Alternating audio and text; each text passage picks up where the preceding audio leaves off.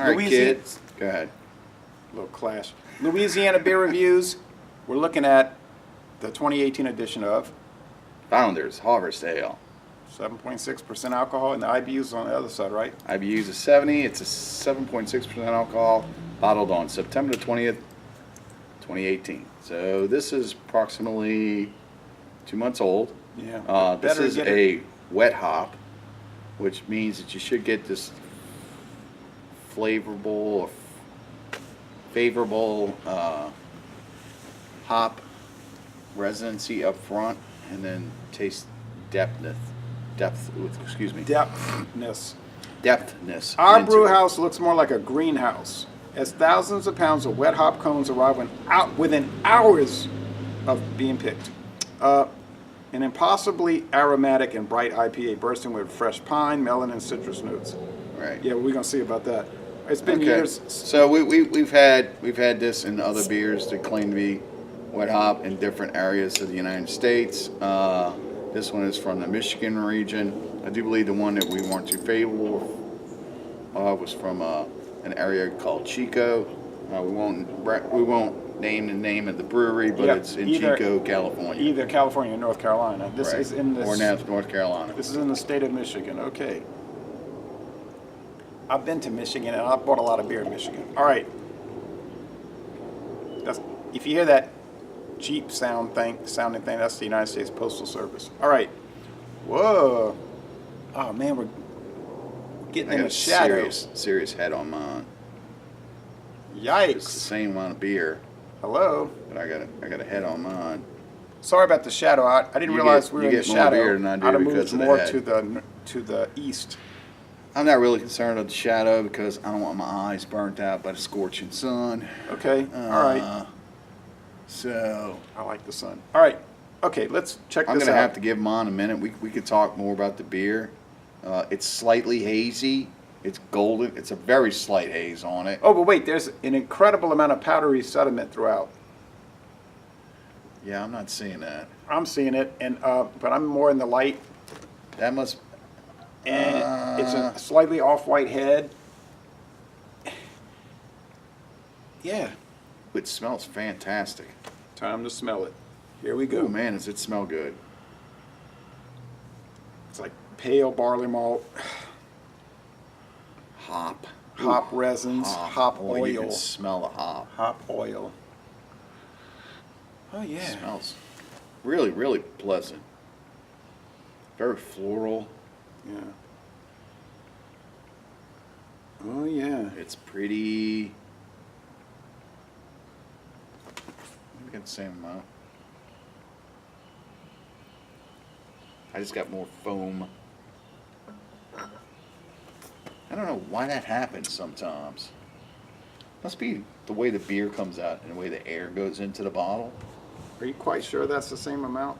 I like that moosey head though. Let's really see. It's the same amount. I did a taste challenge this morning, so. All right, anyway. Which was a very interesting one, by the way. All right. So we're going to go ahead. Taste. It's got some cereal grain in it, like almost like it made me think of Cheerios, but that's oats. But it made me think of that. Put my privateer pirate up front. Yeah, Cheerios. Never know. All right. Ooh, it does smell good. I'm gonna go ahead and taste it. I was waiting for the foam to go down, but oh, it'll come right underneath the foam. I'm gonna have a foam mustache. Yeah. People overplay all that foam stuff. It's like it's foam. Wipe it off. Get over it. It's sweet. It's grainy. Yes. It's cereal. Yep. It's good. Nice hop bitterness, but it's not harsh. It's mild. And the other one we had from Delaware was kind of a harsh bitterness. This is like a mellow, mild, nice bitterness.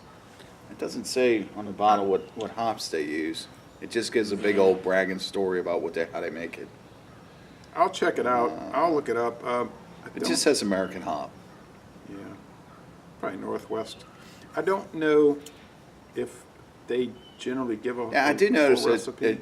There's no mistaking it. These are Founders bottles because they're embossed with the company name on them. You don't see that too often anymore. No, not except for Anheuser-Busch. And remember back in the 90s, all the beer brands came with those short neck bottles. Yeah. Pabst, Blue Ribbon, Colt Miller. 45, Miller High Life. Yep. And then everything went to the long necks. Wasn't it a deal back in the 90s where the long necks were at bar rooms and the short necks were at the grocery store or something? Maybe that was it. They tried to distinguish because they try to control sales.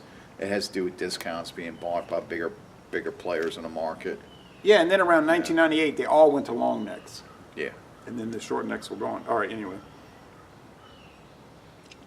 Medium bodied, kind of a dry finish.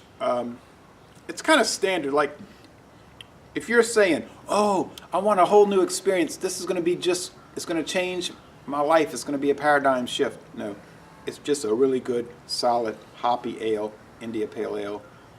Yeah, I think so. It's a very good, well put together, solid American IPA.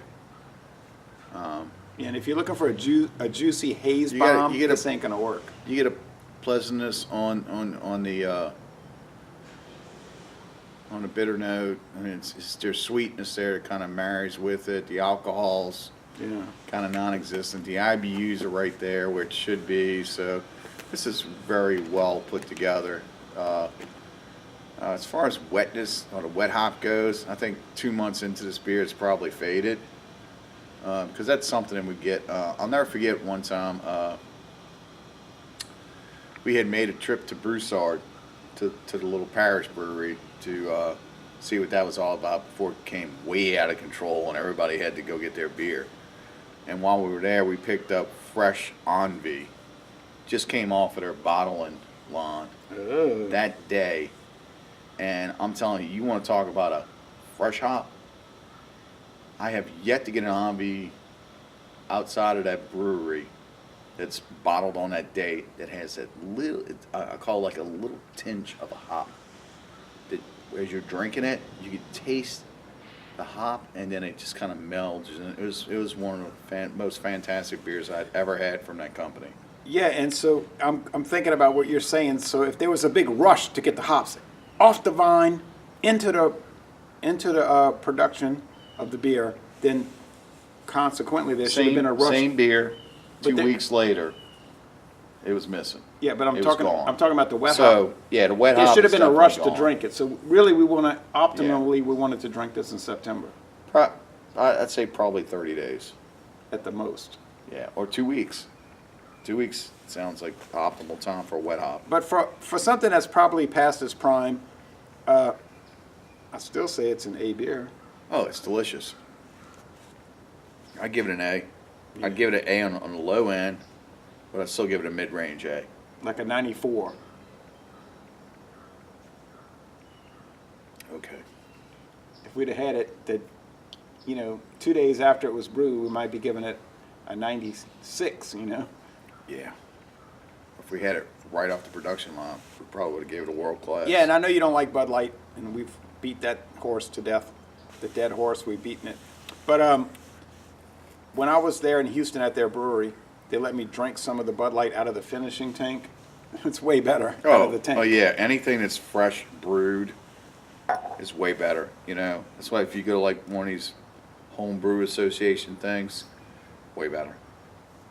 Right. And those guys in Metairie, they let me try some of their home brew, and it was awesome. By the way, the Home Brewers Association Winterfest is coming up. We should go check it out. Okay. All right, Norm Bourgeois, you let me try your home brew. It was awesome. Anyway, so les bon temps relais, a most excellent beer. Let the good times roll. Yeah, and y'all come on down to southeastern Louisiana. Excellent beer, kids. You should go